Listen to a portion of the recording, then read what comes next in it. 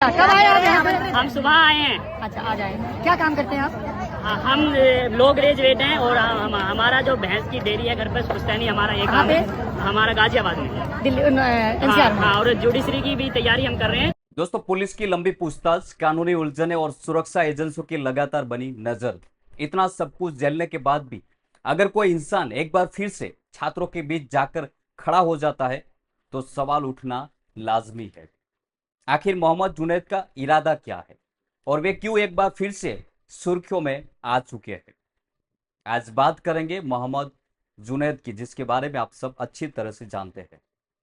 वही जुनैद जो कुछ महीने पहले दिल्ली के जंतर मंतर पर छात्रों के आंदोलन का बड़ा चेहरा बनकर उभरे थे।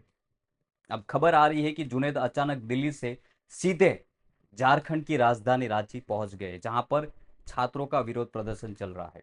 कब आए आप यहाँ पे? हम सुबह आए हैं। अच्छा, रांची के राज्यपाल सिंह मुंडा स्टेडियम में जीपीएससी परीक्षा को लेकर छात्र विरोध प्रदर्शन कर रहे हैं, जिसकी तस्वीरें लगातार सोशल मीडिया के माध्यम से सामने आ रही है।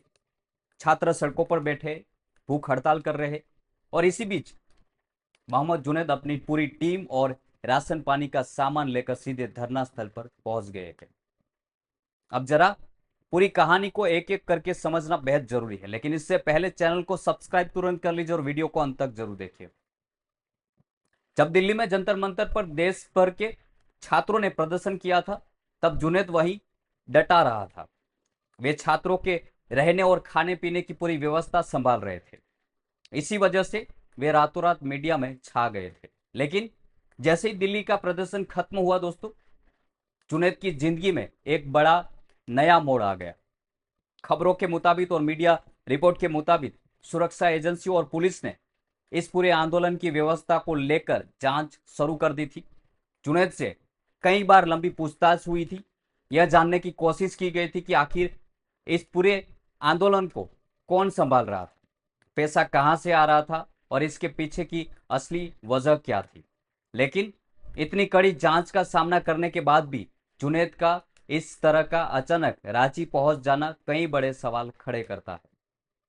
रांची पहुंचने के बाद जुनैद ने मीडिया से बातचीत की और साफ कहा है कि वे वहां किसी राजनीतिक पार्टी के समर्थन या विरोध में राजनीति करने नहीं आए हैं। उनका कहना है कि वो सिर्फ एक नागरिक के तौर पर उन छात्रों की मदद करने आए हैं और अपनी सही मांगों के लिए भूख हड़ताल पर बैठे उन छात्रों की मदद करने आए हैं।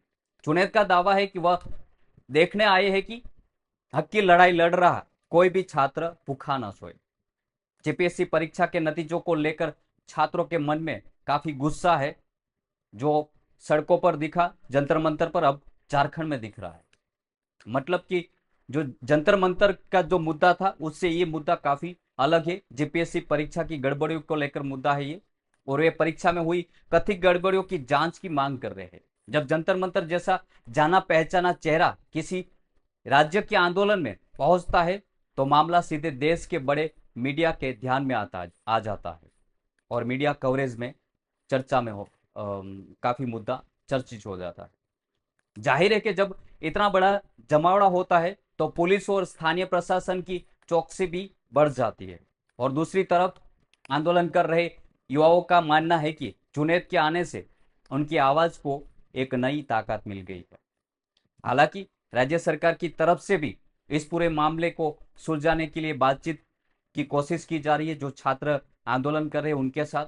लेकिन सबसे बड़ा सवाल यही है कि इतनी पूछताछ और कानूनी दौर से गुजरने के बाद भी मोहम्मद जुनैद पीछे हटने को तैयार क्यों नहीं। ऐसे सवाल कई छात्र और जो खबरें देख रहे हैं उनके मन में उठ रहे हैं।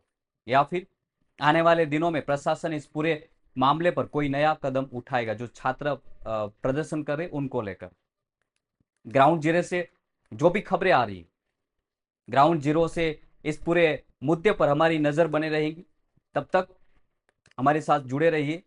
आप अपनी राय भी कमेंट के माध्यम से बता सकते हैं हमने इस पूरे मामले को लेकर। मिलते हैं बहुत जल्द ऐसी महत्वपूर्ण खबर के साथ। जय हिंद।